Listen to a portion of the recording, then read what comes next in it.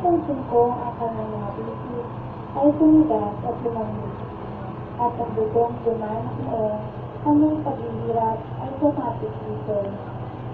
Kahit papano'y ako'y natuwa, sapagkat aking nahahawakan ang kanyang katawan at mailalagay sa aking sandiyan. Masusuri ang kanyang mga sugat at tutuloyin ang kanyang dugo. Hinawakan ko siya sa gitna ng kanyang katawan. Binuhat namin siya sa isang bato na aking binalutan ng malinis na kayang linis.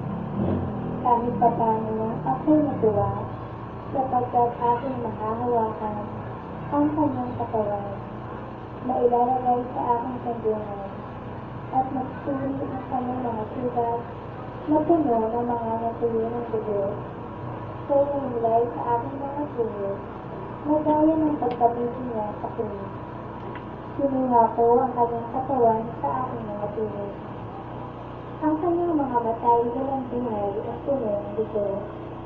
Ang kanyang ibig ay